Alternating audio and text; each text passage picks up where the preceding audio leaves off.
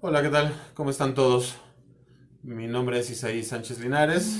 Estoy cursando el doctorado en educación en la Universidad IEXPRO en su modalidad en línea y este video forma parte de la actividad de la segunda semana en donde se nos ha pedido que realicemos un videoensayo para evidenciar las lecturas realizadas que están propuestas en la antología.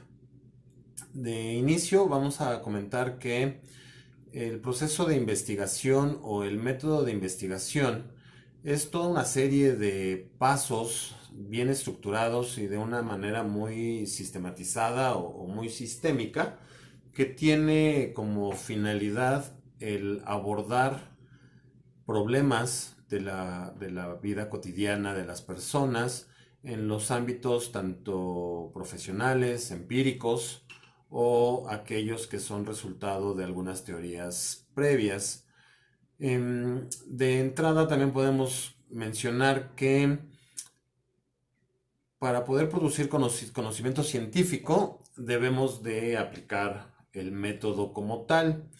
Esto no es otra cosa más que abordar los problemas o más bien formular las preguntas de investigación que puedan ir acorde al planteamiento del problema que estamos fundamentando de manera inicial. Nosotros podemos hablar de investigación científica siempre que implementemos o empleemos este método de investigación. Cuando hablamos de investigación o de métodos de investigación, podemos hablar o considerar para este método dos aspectos o dos niveles distintos. Estos niveles están enmarcados o están referidos a la manera en que se implementan o se llevan a cabo a nivel metodológico. El primero de estos niveles se refiere a un aspecto estratégico y el segundo se refiere a un aspecto técnico o táctico, como también lo podríamos comentar. Cuando nosotros nos referimos a este primer nivel estratégico, hacemos referencia a que todas las preguntas o argumentos que planteamos desde la problemática de la investigación están perfectamente referidas unas con otras. El autor Mario Bunge nos hace referencia o nos sintetiza la manera o la forma en que la investigación se debe de llevar a cabo desde su formulación o desde su planteamiento. Y él nos dice en primer lugar que las preguntas deben de estar perfectamente bien formuladas y deben de tener un aspecto de veracidad o verosimilidad suficiente como para considerarse apegado a la realidad. En el segundo aspecto nos pide que seamos árbitros entre las conjeturas fundamentadas o fundadas con base en la experiencia de cada uno de los sujetos que investigan.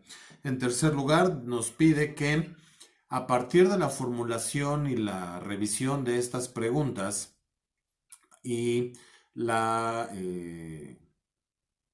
definición o implementación de las estrategias adecuadas, pues podamos obtener consecuencias lógicas o derivar en consecuencias lógicas. Es decir, que los resultados que obtengamos después de la revisión y evaluación de estas preguntas, pues sean lógicos y congruentes con los objetivos planteados o presentados desde un principio. Del mismo modo, el mismo autor nos dice que debemos de arbitrar las técnicas adecuadas para que las conjeturas, como ya lo dijimos hace un momento, vayan apegadas totalmente al método. Es decir, debemos de contrastar o interpretar más bien los resultados obtenidos para evidenciar o verificar la validez que cada uno de ellos vaya teniendo. En este nivel que hemos mencionado como un nivel estratégico, se podría decir que el investigador parte de la contextualización del problema con el entorno del sujeto que investiga y del objeto investigado para de esta forma poder incidir de manera adecuada en los fenómenos que se están estudiando. Nosotros debemos de poder diferenciar los problemas que surgen como resultado de la implementación de un método de investigación. Es decir, debemos de estar plenamente conscientes y sabedores que una vez que nosotros nos adentramos en el estudio o la investigación de un fenómeno, sea este cual sea, los resultados que vamos a obtener pueden propiciar nuevas investigaciones o pueden modificar el problema inicial, llevándonos a problemas nuevos o problemas modificados, como lo mencionan algunos autores. Em, del mismo modo o de esta manera, de repente pueden surgir inquietudes o puede surgir una pregunta muy válida, creo yo, que es la de si solamente el método científico puede proporcionar como un resultado el conocimiento científico. Es decir, si no hay otra manera de generar conocimiento científico. En respuesta a esto, hemos podido evidenciar que efectivamente, hay otros tipos de conocimiento, el que parte de las experiencias que toman los sujetos eh, con el día a día, con el devenir de su propia vida, con los ejercicios de observación y participación que de repente se van formando, pero es la aplicación o la implementación del método científico lo que le da la validez o la veracidad, dado que otorga las estructuras cognitivas suficientes para poder sustentar nuevas teorías que darían o harían hincapié en la verosimilidad de estos nuevos conocimientos, de estos resultados obtenidos.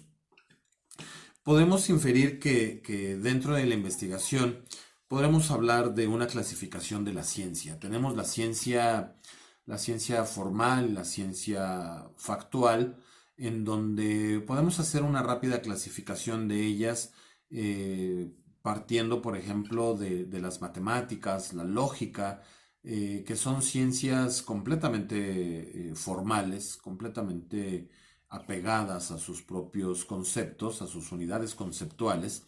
Y por otro lado tenemos aquellas ciencias un poco más factuales como las ciencias naturales, la biología, la química, la psicología individual, en donde a partir de modelos que buscan representar los sistemas reales, es en aquellos en donde se aplican las referencias, donde se aplican las representaciones, donde se implementan las estrategias y técnicas de investigación para a final de cuentas poder formular o estructurar la nueva o las nuevas teorías que sustenten estos resultados. Una vez que nosotros hemos incidido de manera oportuna en las relaciones que se dan entre el sujeto que investiga y el objeto investigado o estudiado, debemos de entender que ambos sufren un cambio, sufren una transformación. Y esto se debe al dinamismo que otorga el proceso de investigación, el mismo método de investigación. Sin embargo, también tenemos una parte estática en la investigación que nos sirve para tener o tomar una pauta en la manera en que vamos a hacer investigación. De esta forma nos podemos ir dando cuenta, podemos ir insistiendo en que la parte medular al abordar una problemática o un tema de investigación, pues tiene mucho que ver con la teoría, con esta parte documental, esta parte bibliográfica, en donde nosotros podemos abordar los resultados que otros investigadores ya dieron con antelación. Sin embargo, el construir este marco teórico, este marco de referencia, debe de ir más allá que el solo acumular información, que solo el acumular datos por cubrir X o Y requisito. La construcción del marco teórico de referencia debe de ser una parte fundamental o medular de la investigación que se está realizando. Nos debe de proporcionar los indicios, las bases y los sustentos necesarios para poder llevar a cabo los procesos de investigación. De la misma manera que estas bases o estos sustentos o aportes científicos pues deben de tener características de deducibilidad, es decir, que a partir de lo general podamos ir deduciendo o infiriendo los resultados que vamos a ir obteniendo de tal manera que los podamos interpretar de manera adecuada. En este punto de la interpretación o de la explicación de estos resultados, de repente es cuando nos damos cuenta que la ciencia a veces pareciera que no explica, sino solamente presenta los resultados obtenidos. Y es que es muy complicado tener una explicación concreta de todos los conceptos que la ciencia refiere, a pesar de que va conectando ideas de forma objetiva y subjetiva también, porque infiere mucho el carácter del investigador. La explicación se torna un poco complicada, y es que, por ejemplo, Duhigg nos presenta este concepto en donde nos dice que la ciencia eh, se basa más en la representación de modelos y estructuras como resultados que en la explicación como tal. Por su parte, Bunge nos dice que los investigadores no se satisfacen solamente con una descripción detallada, sino que buscan el investigar o el saber por qué los fenómenos ocurren como ocurren y no de otra manera. Y buscan dar una explicación de cómo es que esto se puede llevar a cabo de una manera más pronta, más clara para cualquier estudioso o estudiante de los resultados de los métodos de investigación. Entonces, podemos ser claros, podemos abordar los fenómenos de investigación desde la perspectiva de construir mejores marcos teóricos más asertivos, más sustentados o mejor sustentados, más bien, que nos puedan servir de antesala para reunir todos los requisitos que involucra una investigación asertiva. Por lo tanto, pues a mí no me queda más que concluir con estas palabras, ¿no? Marcos teóricos o marcos de referencia completamente contextualizados, completamente apegados al entorno del objeto que se está estudiando, nos podrán llevar a resultados más asertivos, más claros y más apegados a nuestros objetivos principales. Agradezco mucho la atención, es un placer haber participado en esta actividad, una dinámica distinta a las que se habían venido observando en el posgrado, lo cual es bueno y nos invita a innovar y aplicar nuevas estrategias para presentar los resultados de nuestras actividades. Pues no me queda más que reiterar mi agradecimiento y estamos en contacto.